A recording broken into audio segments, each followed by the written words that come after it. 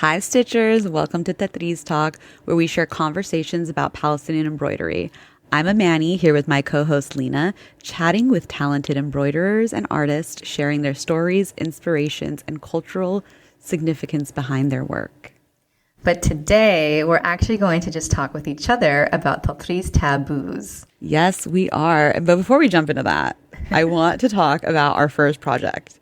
Because I know for myself, I definitely committed lots of Tatreez taboos, Tatreez sins that I didn't even know were a thing at that time. So Lena, tell us a little bit about your first project and the Tatreez taboos, mistakes, sins that you made. My gosh, sins is such a negative connotation.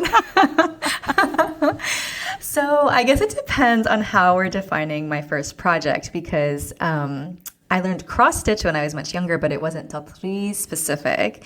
So I'll just say that I was taught a westernized version or a European version of cross stitch growing up, which meant that, I used a hoop. I knotted to start and I knotted to finish. I do think that I was taught the idea that you shouldn't go all over the place with your thread. Mm-hmm. So to keep it I do remember my mom telling me something along the lines of the goal is that the back looks like the front, or you can be able to tell the picture on the back from the front. But it was very lenient, it wasn't mm-hmm. that big of a deal. So I definitely had threads crisscrossing across the whole canvas, I guess. But then my first Tatreez project, I'll never forget that, was because I was taking a class with Wafa, and it was we had joined in at the end of a series of classes that were following the same project. So when we got there, people had already started on this project. And so we were entering kind of brand new. We didn't know this when we got in there, but thankfully we knew Tatreez without knowing it, so it helped. That I remember that it was a waist canvas class where we applied Tatreez to a really cute pouch, which I actually used I still to this day I use it as a travel pouch for all of my Tatreez accessories, like my thread mm-hmm. and my needles and things like that. And I remember that the way that she taught us, which I would actually do differently now, but the way that she taught us, because I think it was also because in the moment, what time you have for, how much time you have for it, we would actually pin the waist canvas onto the pouch instead of basting it, which mm-hmm. I don't think is necessarily, I haven't heard of that one as being a Tatreez taboo, but I will say mm-hmm. I got poked a lot. I imagine. So I won't be doing that ever again. I like basting because I don't have to worry about poking myself. But I remember that. And I think we hadn't been there for very long. So I think my mom and I just naturally did it the way we had known how to do Tatreez. And so mm-hmm. we held the same, I don't know if there were hoops there. I think I remember also feeling very frustrated that there wasn't a hoop. But anyways, before I go into any of those details. Sometimes. But anyways, what was your first Tatreez project? My first Tatreez project was, honestly, I think I was just testing out how to do it. So I just had a random scrap Ida cloth, and I stitched I think it was maybe it was a set of 3 or 4 Stars of Bethlehem. Mm-hmm. And I did a little ombre situation. I love went it. to Michael's and got random reds, which if you know me, I rarely use reds now. You made the ombre on your own? It wasn't a variated... No, and it wasn't that aggressive. It was okay. The first row was one shade. Got it. No, it wasn't that deep, girl. But that is the same style in your kits. That's so funny. That's I know. You still do that. Yeah. I know. It was I was starting with that style without even realizing that that's mm-hmm. the style I'm into. But yeah, I did that, and I definitely did not know what I was doing. I have no idea if I used any of the right materials. My back was, she was horrific. There was knots. There was I just didn't know, so it was a nightmare. But she came through, and I definitely still have it. I show it to people, when I teach some people, for example, I taught my cousin Mesa. Shout out Mesa if you're listening, you better be. But when I taught my cousin Mesa, she was like, oh my God, my back. I'm like, girl, let me show you my first one. And I pulled it out and I showed her and I said, see, I'm a mess. trash, garbage. You can do better. And honestly, her backs are fly. Her backs are so good. Sure, I totally believe it. Yeah. So yeah, no, my first project, I had no idea what I was doing. No idea at all. Oh man. So should we jump into these taboos then? Now that we have a little bit of background. Let's do it. Okay, so we have a few popular Tatreez taboos, as we're calling them, that we want to talk about today. But also, after the episode, if there's something we missed, tell us. Let's talk about it. What is a Tatreez taboo to you? But we will start with some of ours. So I'll ask you, Lena. So the first one, embroidery floss versus pearl cotton 8. The thread to use for stitching Tatreez. Oh, and some people are so extra. We need to relax about all. Yeah, people are so extra. So this one. So again, funny enough, like I grew up on embroidery floss. Like that was what we used. That was what we had access to. And so I knew very well how to separate them into 2 strands for cross stitch, and that was what I used. And then honestly, the only time I got introduced to pearl cotton is because of Tatreez. I never even knew that it existed. I had no idea because they don't sell it in the US at all. They don't. Yeah. They have like 3 colors at Michael's, and that's not very much to use. Like you can't get much use out of that. And but then I see so I will say the pearl cotton is just so aesthetically pleasing. Like I love seeing these balls of thread, in their containers or in a basket. Or I had this, I did have this one, actually this is kind of another taboo that I just thought about. I had this one idea to I still love this idea, but I stopped doing it because I got called out a little bit on it. But well, not called out, but warned, I guess. Okay. So I had this vision in my mind to create a Tatreez wall, and I didn't think of it as a Tatreez wall of finished pieces. I thought of it as a Tatreez wall of the balls of thread that I would then so that I could see them all, and then I could pick as I needed. And so I found this this thing. I think it's meant for spools of thread. I actually do think it's meant I know for spools exactly of what thread. you're talking about. Okay, yes. And so I bought it and I put it on my wall and I loved it. And I had all these balls of thread kind of sitting there, and you could see all the different colors. But then somebody, I won't say who they are, I won't call them out, but somebody came over. You know who they are. I do know who they are. She came over and she's like, oh, how could you put them on the wall? Like the sun is going to destroy the color. It's going to make it fade, all this stuff. I get this all the time with if I frame things as well, make sure it's not in the sun, make sure it's not in the sun. No, you have to get UV glass. You have to get the nice fancy glass. I get museum glass. It's UV. But I also like some frames where you don't have glass on top, so that you can really see and I feel you. You can also touch. I mean, I like that. I like that. I do too. I like a little stretched on a canvas. Yes, I do too. Exactly. I do. I know it gets dusty and easier to get dirty, but whatever. It looks cute. I don't care. It does. Exactly. So I ended up taking that down because I got kind of scared that the thread would get, faded. I don't know how true that is and how it would probably take a century for the thread. It would take forever. Also, I will just say in my old apartment, I actually did exactly that because I had these floating shelves.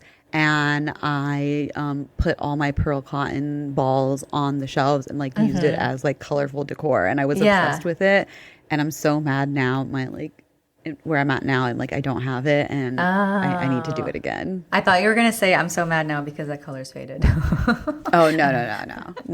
And it probably also has to be in direct sunlight. That's what I was gonna say. It wasn't in the direct sun. So yeah. It's fine. But it is a pretty. I love the aesthetic. It's so pretty. I mean, and I do. I do think that I also enjoy just the practicality of a threaded ball because it's you don't have to separate the strands. They don't get tangled with each other because it's all ready to go. But I don't think there's as many colors actually. I think there's there's less colors. Not that much less where it's really going to impact your project completely, but.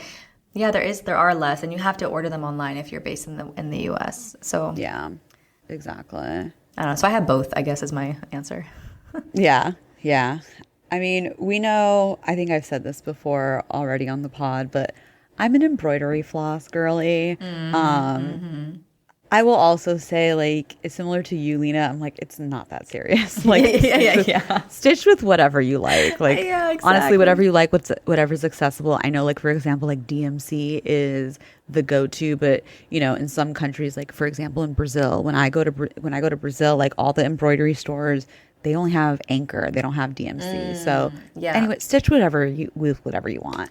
But actually, that is a good one though. Do you stick with DMC exclusively, or do you go with Anchor sometimes? Because I've never used Anchor. I've never used Anchor, so I do stitch with DMC exclusively, and the same reason why I'm an embroidery floss girly mainly is because the convenience. I don't, unfortunately, even actually when I think about it, so I don't have any like small business needle workshops near me. I have the Michaels and the Joann's, and you know, DMC is the go-to. Although Joann's, I think Joann's has Anchor. My cousin Mesa again. Mesa, you better be listening. You're getting a lot of love. But my cousin Mesa just texted me earlier this week that she was at Joann's, and like they had this like wall of Anchor spools, and it was just like super colorful. And she's like, some of their colors are really vibrant. So I might try them out, but I have not used Anchor yet. Although I do believe, and I have to double check, but I'm pretty sure DMC bought Anchor recently. Okay. So I don't know how that's going to change things. Yeah. But I do know, like, again, I know in a lot of countries you actually can't get DMC, and Anchor is more accessible. So I'm curious, like, what that means. Like, will DMC become more accessible, or I don't know, or is Anchor going to become a bigger thing? We'll see. But stitch with what you like and what's convenient to you. Exactly. And that goes for all of these that we're talking about today. Oh, 100%. Like, this is just fun. Like, it's not that serious. But yeah, so I'm an embroidery floss girly. Like I said, like a lot of it comes from the convenience. When I first started stitching, I went to Michael's and Joann's, and that's what was there. And the other thing too is, for me personally, I agree with you where I love the aesthetic of the balls. And I use them as display, as I just mentioned. But the actual thread, so if you look at embroidery floss and pearl cotton is like textured. It's like the strands are twisted together. So when you do stitch, it doesn't lay flat. There's like a little bit of a risen texture, which I do think is beautiful, but the embroidery floss lays completely flat. And for me, there is just something that I really like about the flat lay, to the point, like if you've ever seen me stitch in person, you have probably seen me undo stitches and have asked me, why are you undoing that? And my response has been, it didn't lay the way I wanted it to lay. So what prevents that though? If you're using embroidery floss, what's preventing it from laying flat?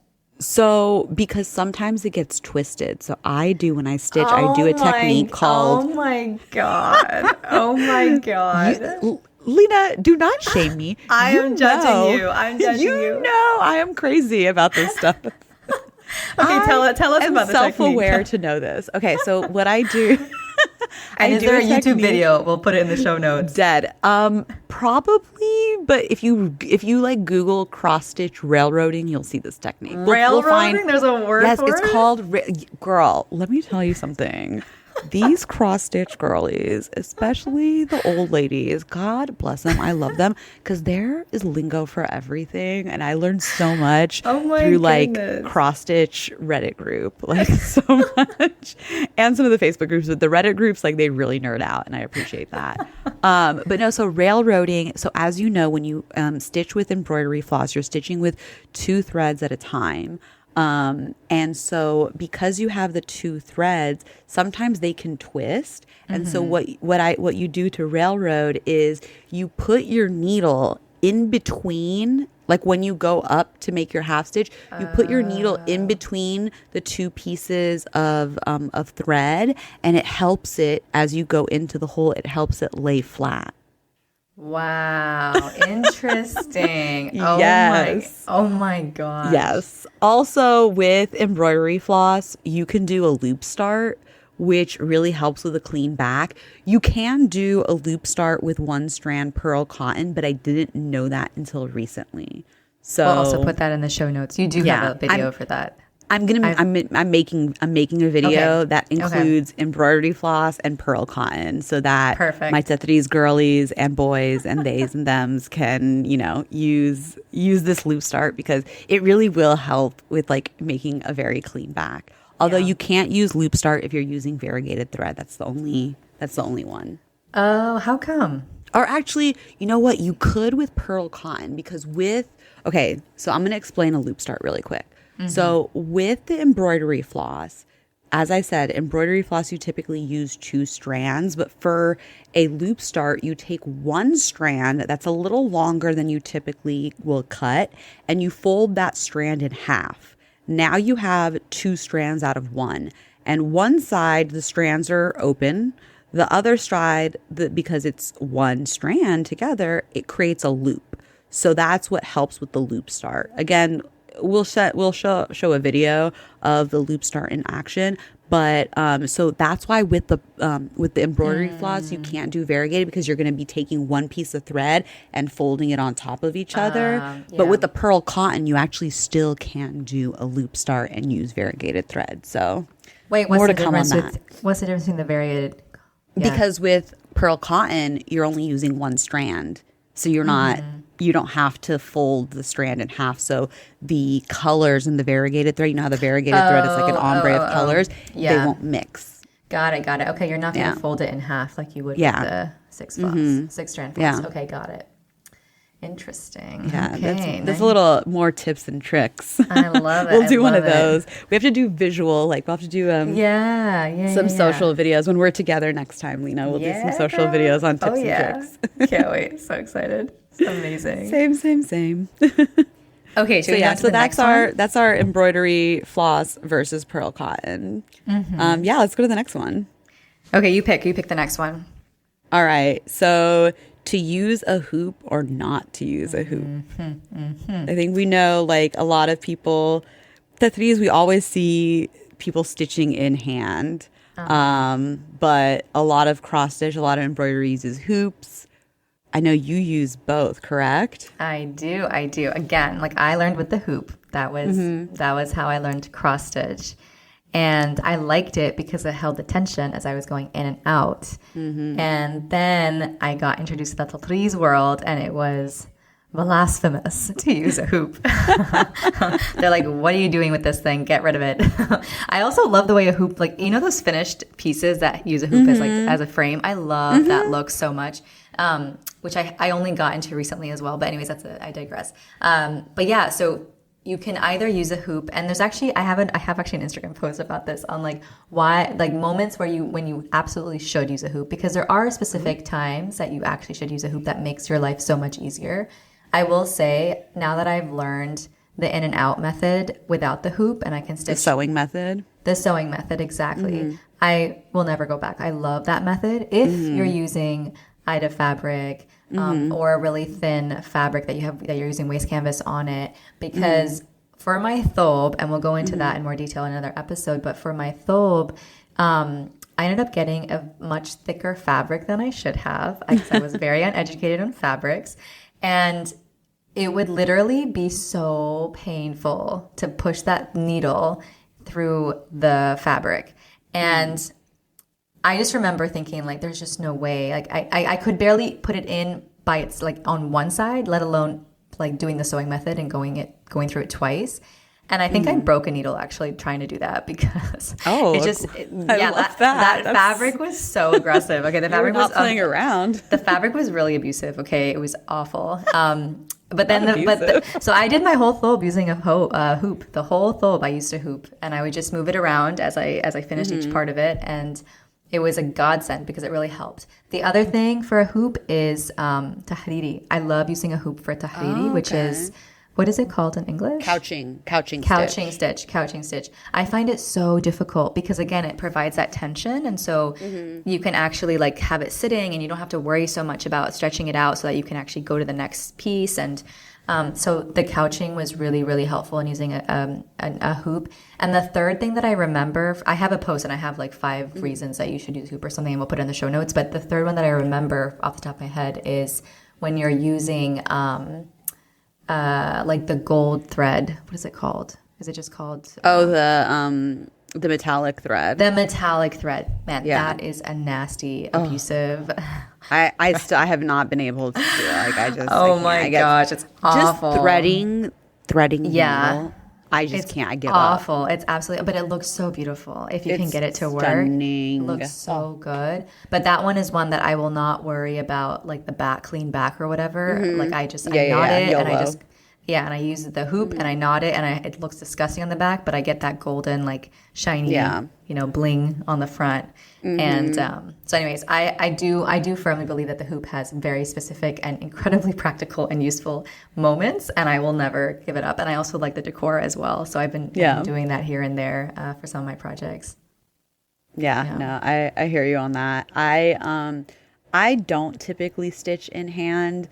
And it's just because, if we're being honest, and this is not cute, but I get sweaty and oily on my hands. Yeah. So it's just not like, I don't like it. And as you know, Lena, I tend to work on larger, denser projects that take a long time. So stitching it in hand, I'm just like, ugh, it's going to get so dirty. So I actually don't use a wooden hoop though. I don't love a wooden hoop. It's funny because like when I was starting to put together my Tatreez kits that I sell, like I remember asking him, like, do you think I should do a hoop or not? Because I was like, I don't stitch with a wooden hoop, but I know a lot of people do, and it's like for people who are starting out. So anyways, I wound up including a wooden hoop, but I actually use a Q-snap. And so for those of you who don't know what a Q-snap is, so a Q-snap is, I think it's PVC, but it's like a PVC plastic. It's usually like a square. You can get extensions and make it a rectangle if you want. But it's amazing. For me personally, I actually feel like it holds the tension tighter than a wooden hoop does. And there's like a million different sizes. I own all the sizes, including the extensions. Like the largest one I have is 17 by 17 inches. Whoa! Oh my gosh! It's insane. Wow. I'll show you, and we will. For the listeners who get the video, we'll show you a little picture of it. But yeah, no, this like oh my god, it's massive. Yeah. It's completely. You saw this in person. This is like but I didn't remember it that large. 17 by 17 is big. Yeah, no, it's huge. So sometimes when I'm stitching at the top, it looks very funny. But honestly, like I've learned to like balance it on my knees, and there's something about like holding the tension and it being so big where it's like I can see everything. But yeah, so I am I guess I'm a frame girly. I'm not a hoop girly. I'm a frame girly because I use my Q snaps. But yeah, I just, a lot of people I think stitch in hand. Like I said, I got the very sexy, oily, sweaty palms. Although this actually reminds me of another taboo, which is how often you change your needles. Like, do you ever toss them at a regular time? I do toss them. Now, there's not a specific time frame. So again, because of the oily hands and like the oily fingers, I tarnish needles pretty. I tarnish needles pretty quickly. Like I've actually bought like the bougie ones, the expensive like bougie French ones, and girl, I tarnish those quicker than the cheap DMC ones. Like, are you serious? So I want to get, what is it? Tulip is like fancy Japanese needles. They're a little pricier. I don't know how much they are, but I know they're a little pricier. But I do want to get those because I know everyone says that they're amazing. I just hope that if I get them, they can survive being tarnished. The menace of your fingers. How about you? Do you toss your needle? You said you tarnish too, right? Okay, the same person who called me out on my thread on the wall also called me out on my needles. Yo, she's just coming for your neck. That's when you have like a true friend, I guess, because there's zero what's it called? Like filter. No shame, exactly. Because she came over one time, or I was like hanging out with her one time. We were stitching, and I never think to throw my needles. It just doesn't occur to me. But mine get like completely like discolored, I guess, because of my the the oils from my fingers, and I hadn't changed it. So like literally the part of the needle where my fingers touch was like basically black, and the rest of the needle was like whatever the typical silver whatever. And she was like, "What is this? Throw this out. Why are you like? Are you trying to be cheap or something? Like just throw out the needle." No, and I was like, "Wow, okay, that was not." Yo, I would have to fight if someone calls me bafile. I'm fighting you. The thing is, like, I just never thought about it. Like, I never even like I guess I noticed it, but I never thought, oh, let me just change out the needle. It didn't feel different. Like, see, when mine start getting tarnished, I feel it as it goes through the holes. Like, I definitely feel it. No, well, maybe I feel it now. And now I'm aware, but I never really noticed it. I guess to me, like, if it didn't break, if like the needle didn't break or it didn't get lost, I was like, why should I throw it? I guess. But I think you should throw them. One.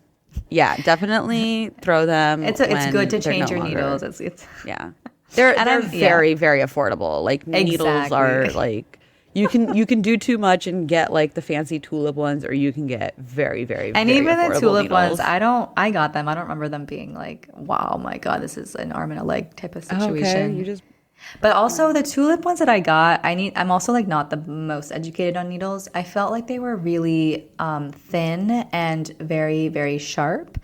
And I think did you maybe get embroidery needles instead of tapestry needles? Maybe that's what I did, because I bought them really early in my like journey. So I wasn't like that noticeable about, like, I didn't notice things. Here's a tip then for like listeners with embroidery or with Tatreez needles. Don't get embroidery needles. Like if you're doing like denim or something, because the embroidery needles are sharp and you will hurt yourself. Yes. Get the tapestry needles, which have like a blunt tip. And that's what you need, because you already have the holes in the Ida or the even weave or the linen that you're using. And I think for those like very dense fabrics like denim, like my thole fabric, I'll never forget. Yeah. The key is to get a sharp needle, but like it has to be a thick needle. It has to be big, because that's how they push it. The thin, flimsy, like forget it. It'll break. It's not meant for. The worry isn't necessarily to like make a hole in the fabric. The worry is like getting it through the fabric. So yes. That's a good one. Yeah, definitely. All right. Next taboo. Shall we go to the next one? Yeah, let's do it.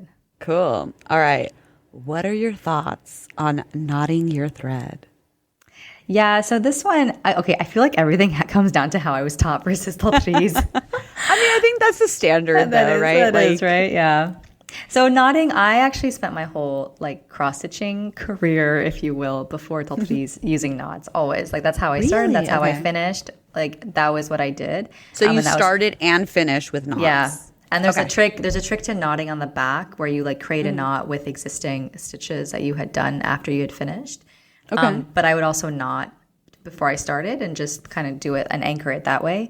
And I find that knotting is just a really easy way to get started too. So if you take a class of mine, I will typically start off with you just knotting and then getting a feel for how to do Tatreez and how to like identify the X's, how to like go in a row, come back, etc. And then you can explore like the cleaner finishing and like where you don't have to feel any bumps on the back of the fabric. So I'm not like super obsessed with it, but like I will say I haven't done a knot since I learned how not to do a knot. I haven't done it unless I'm using that annoying the metallic floss. The metallic floss, exactly. Unless I'm using that, like, because I forget it. But otherwise, I haven't, even no matter what the project is, I always like don't do it with knots. Okay. What about you? So same in the sense of like I kind of just do what I was taught. I don't do knots. So you were taught from day one without knots? Yeah. Oh, wow. I don't do knots. Well, so I should say, so I've mentioned this before, and I know we're going to have her on the show and chat with her.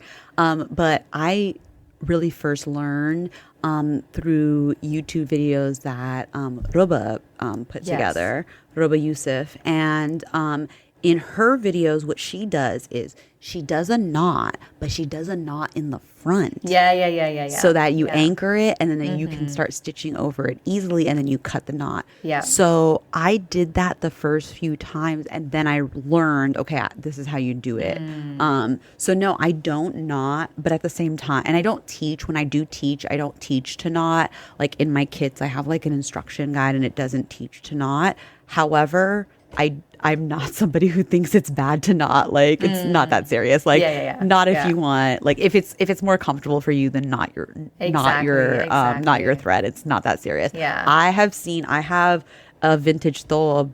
I have 2 different thobes that like one has knotting in it. Oh, interesting. Yeah. See? And actually, you know, I think even Mary, our friend Mary, shout out to Mary. I think Tatreez with Mary is her Instagram. But our friend Mary, we had a conversation about this when we were in Santa Fe for the retreat. Like she also, like she has old thwab, like a lot of them have knots, some of them don't. Like, see? so it's not that serious. It's like whatever works for you. But I was never taught to knot, so I just never knotted. I don't knot to begin or to end. As I mentioned earlier, like to begin, I do a loop start, so you don't even need to knot with a loop start at all. You don't even need to have a tail with a loop start. And then when I end, I tail it. Now, okay. I do know in Western cross stitch, there is a technique called pin stitch that is like the ultimate help for a clean back because you don't thread your needle through the back. So there's no tails at all. Here's the thing. I've watched a million YouTube videos on it. I need someone to teach me in person. Please, if you know how to pin stitch, DM me. Shameless. I will FaceTime you. Like shameless plug, please. I feel like our girl Alessandra probably knows how to do it because she's she is just the whiz of all things. An encyclopedia of all things like needlework. Amazing. I bet you she knows. But anyways, that's like apparently like, oh wow. I need to learn that so I have the perfect clean back. Does it include maybe some sort of like double stitching where you stitch on top of another stitch so that stays? It's like you stitch in between the fibers of the Ida, and so yes, you can go like it'll be under. That's the thing, it's a little complicated. Like I need to see it in person, and I need to try it and have somebody tell me like, no, don't do it like that. Yes, that is like fascinating. That. Okay, yeah. Right? All right. Well, that's another tutorial for the Insta. I know. The social. Coming soon. Maybe not that soon. I got to learn it first. Let me not promise things. Yeah. Oh my goodness. Well, this is a really good segue to our final taboo, which is the ultimate taboo, the ultimate Tatreez sin, which is backs. How clean are we? You kicked off the episode by talking about how nasty your back was in your first project. It was honestly really disrespectful to all of my ancestors. Part of my research on Tatreez was like women used to be judged on the backs. Like literally, if they like brought a girl to get checked out by this man who's looking to get married, his mom would look at the back of her thing and be like, no, she's not neat. Forget it. Moving on to the next girl. So she's a disaster. That could determine your entire future. So let's talk about it. What are your thoughts on the clean backs? I mean, I am obsessed with the clean back. I will say I am not as obsessed as our girl Yusr. Yeah. AKA Tatreezing. Mashallah alayha. Her backs are perfection. Beautiful. But I am somebody, I care as much about the front as I do about the back. Mm-hmm. So some people, and I've seen this also in old dobs, like some people on the front have all of their stitches going the same way. That is me. Mm-hmm. I will lose my mind if my stitches are not all going the same way. Like my brain will explode. In the front, not the back. In the front. No, in the front. In the front. It has to all go the same way in the front. Now in the back, as long as it's either vertical or horizontal, I'm good. I don't do diagonals. Interesting. Yeah. Okay. Although I know that, I've seen in old thobs, I've seen diagonals. So it's not, I don't know. I just got used, honestly, it's literally just a habit thing. It's literally just a habit. Like I got used to stitching that way, and that's just how I stitch now. But then that means you have to go either up and down or left and right. You never go diagonally in the front either. No, I will go diagonally in the front. Like, but not in a row. Like you won't go up diagonally. I will, because that won't make the back. When I say the back diagonally, I mean like, okay, it's either going vertical or it's horizontal. It's not going like, it's not a half stitch on the back. You know what I mean? It's not a diagonal half stitch. Yeah. But no, from the front, I will. Oops, sorry, I knocked something over. I hope that wasn't too loud, guys. But see, I talked with my hands. That's my problem. But I do stitch. I'll stitch going diagonally. But then the way that shows up and the on back is kind of like an L. Yeah. Okay. Yeah. So no, I care a lot about a clean back. I will judge you as well. I will shame you, and I will judge you. And when I see you, even though you flip came over your thobe. No, I'm just kidding. I'm being dramatic. I'm not going to judge you. Girl, you're giving some mixed signals here. Okay. No, I'm just going to scare you into thinking that I'm going to judge you. No. I very much care about my back. I do think a clean back makes a big difference. I mean, we know the historical reasons why a clean back mattered. You talked about the fact that also it was a testament to someone's skill. There was a matter of being resourceful and not being wasteful, of course, as we know. Also, when you have all this extra thread, when you think about it on a thobe, that's heavy. Yeah. That's real heavy. Yeah. So, there's all these historic reasons why a back is clean. But again, like everything else, heavy stitch whatever makes you happy. But I think the taboo is not necessarily clean back versus not clean back. I don't think someone who's really, really messy on the back is opposed to cleaning it up on the back. I think the taboo really I don't know, girl. Some people really don't care. I've had people tell me they don't care. We'll ignore them. We'll ignore them for this. They're not a part of the conversation. Yeah, exactly. But I think that it actually comes down to how you define a clean back, because some people believe, and I'm of this. What is that word I'm looking for? You're of this thought. Yeah, or of this. There's a word I'm looking for, but I can't think of it. I'll put it in the show notes if I remember it. I'm of the school that believes that a clean back is defined as basically what you described, where my rule of thumb is I never stitch farther away from one hole away from where I am. And that keeps the back very, very clean. But some people believe that some people would define a clean back as the direction of the stitches on the back. So they're all going the same direction. They're all either going up and down, or they're all going right to left, and that's it. If you miss one, forget it. You failed the class. Yeah, no, that's a perfect back to me. That's a perfect back. Yeah. But at the same time, that perfect back, like I said, the front is likely not going to be perfect. Yeah. In my mind. That's the thing. Crazy. That's interesting. Because, the way I was taught is that more Western nations were the ones who really were obsessed with, which stitch is underneath the other on the front. Whereas people in Palestine and, the Middle East, broader Middle East, they don't really care about that on the front. They care about going in the same direction. Yeah. So it's... No, that's 100%. Yeah. I just my brain can't. That's I guess the American part of me. I need the uniform look of all the stitches going in the same direction on the front. And do you notice it though? If you go and look at web and stuff, you notice it? Yes, because I don't look that close. I don't look that close. I notice it because I should say I notice it because I do look because I have wonder. I'm like, okay. Yeah, does it make that much of a difference? Just my obsessiveness, this. But no, I can tell. I can definitely tell. Now, again, it's not like I have a bunch of thwab like that. Exactly. It's not going to stop me from buying those thwab. I still think it looks beautiful. It's just more about personal preference. When I stitch the way that it needs to go for me. Yeah. So basically, between the two of us, you're the more hyper obsessed with it. Yeah. I'm very flexible. I'm clean, but I'm very flexible. Yeah. I don't mind the crossing in the back either. That doesn't bother me. It's all the rule is that I don't go farther than one stitch away. Yeah, I think if there's been some times where I'm like, oof, I need to go 3 stitches over, and so what I'll do is I'll just run it underneath the stitches in the back. Yes. So I'll you do can't really that. tell. That is that is acceptable. But yeah, I won't jump. I won't jump a lot. It's funny because you and I both are in various cross stitch and embroidery groups on like Facebook, and I'm on Reddit.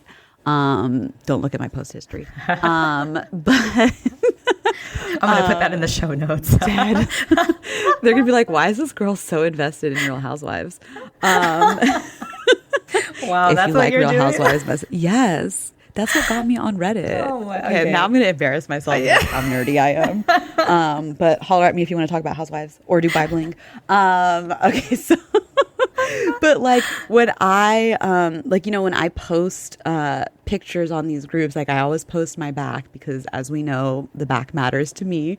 And it's always funny people's reaction who don't practice Tatreez, who practice Western cross stitch. They're like, "Holy, how is your back that clean?" Yeah. And I think we talked about this on another episode. I think it might have been when we were talking about our own Tatreez journeys. Yeah. But we talked about this, and I know you said because you did practice originally Western cross stitch. Yeah. Like, there's a lot more like color changes and all that, so it does make it more difficult. But yeah, there's just something soothing about a clean bag, babes. 100%, Like she loves it. I can't help it.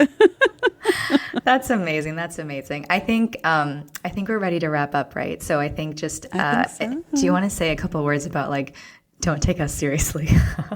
Like, do what you got to do, guys. Like, this is just some fun and games here. Who are we? Let's be real. Who are we? We're just a couple pleasers. Yeah. Yes. Reiterating, it's not that serious, y'all. Also, I think I've said this in another episode too. Don't take any of this very, very seriously. Like Tatreez is supposed to be fun. It's supposed to be beautiful. It's, we talk about this a lot. It's supposed to be about your community and your culture and celebrating all of that and preserving that. So if something's going to stress you out, like if having a super neat back is going to stress you out to the point where like, it's like Tatreez becomes stressful. Don't do that. Don't do that. Please have fun with this. Like these rules are, I mean, who cares? Who follows rules? 100%. So do your thing, have fun with it. Like, again, this is supposed to bring you joy. And these are all our personal opinions. Exactly. Disclaimer. Thank you guys so much for listening to another episode of Tatreez Talk. We love talking to you guys, and we want to hear from you about your own Tatreez journey. So definitely share your stories with us at tatreeztalk@gmail.com, and we may even have you on an upcoming episode. Don't forget to subscribe to the podcast on your favorite listening platform, and be sure to leave a 5-star review. You can follow me at Lina Stob and Amani at Minamani. Follow the pod at Tatreez Talk, and we'll see you guys next time.